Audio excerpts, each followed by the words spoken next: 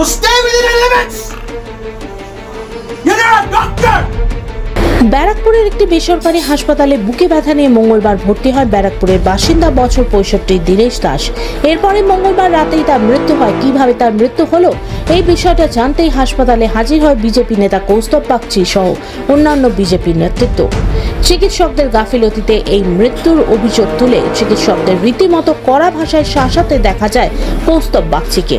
Social মিডিয়াতে সেই video viral হতেই শোরগোল পড়ে যায় ব্যারাকপুর জুড়ে। যারা করেছে রেসপন্সিবিলিটি ফিক্স করতে হবে, কোনোভাবে কিচ্ছু করা যাবে না। উনি আমাকে বোঝাচ্ছেন পেশেন্টের কন্ডিশন যদি ডিটেরিয়েট করে, ভাবছে আমি মানে কোথা থেকে একটা এসছি, উর্দুর মোমিনপুর থেকে এসছি, আমার হচ্ছে সিসিইউ আইসিইউ এর পেশেন্ট ডিটেরিয়েট করে গেলে টেকনিশিয়ানরা দেখবে, ডাক্তার দেখবে। যে পেশেন্ট মারা গেছে অত্যন্ত দুর্ভাগ্যজনক, কিন্তু এদেরও ফ্যামিলি ফিজিশিয়ান ছিলেন ডক্টর অমৃত ঘোষ। স্বাভাবিকভাবে এই ভদ্রলোকের হার্টের প্রবলেম ছিল, তাকে প্রথমে বিএন বোস, তারপরে সাগর দত্ত সব জায়গায় নিয়ে যাওয়া হয়। যখন সাগর দত্ত রেফার করে তখন এই পেশেন্ট পার্টি ডক্টর অমৃত ঘোষকে ফোন করে যে আপনাকেই দেখাবো। আপনি তখন ডক্টর অমৃত ঘোষ ওনাকে সাজেস্ট করে যে আপনি সারদায় ভর্তি করে দিন। যিনি ব্যক্তি এসে এখানে কুৎসিত গালাগালি করলেন, তিনি সেই পরিবেশ তৈরি করে গেলেন। আমি ডাক্তারের সাথে কথা বলেই জানতে পারলাম তিনি ইতিমধ্যে এফআইআর করেছেন এবং ডাক্তারদের অ্যাসোসিয়েশন একটা এফআইআর করেছে। আমি পুলিশ প্রশাসনের ওপর আস্থাশীল।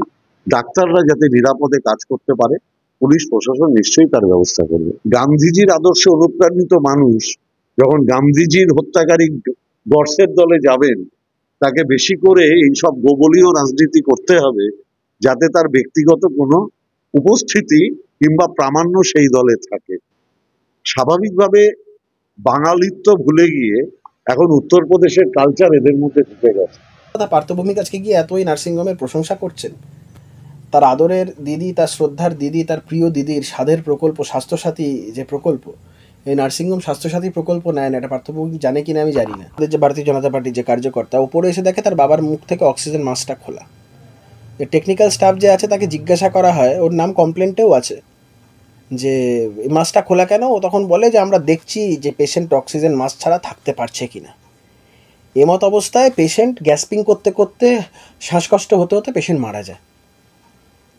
তা আমি গিয়ে যে প্রশ্নটা করেছিলাম সেটা হচ্ছে আরএমওকে বা অন্যান্য হসপিটাল অথরিটিসদের, যে আপনারা এই যে পেশেন্টটা আপনাদের চোখের সামনে মরে গেল, এই অক্সিজেন মাস্কটা কার কথায় খোলা হলো? আরএমও বলছে টেকনিক্যাল স্টাফ খুলেছে, টেকনিক্যাল স্টাফ বলছে নার্স খুলেছে, কেউ রাজি নয়। যদি অভিযোগই না থাকে তাহলে ফেসবুকে মানে একটা এরকম ছবি দিয়ে আমার নাম করে ভিকটিম বানিয়ে পাঠানোর, যেখানে কোনো যাচাই করা হয় কোনো সেই বিরুদ্ধে তো আমার মনে হয় সেটার বিরুদ্ধে আমি কিছু অ্যাকশন নেব।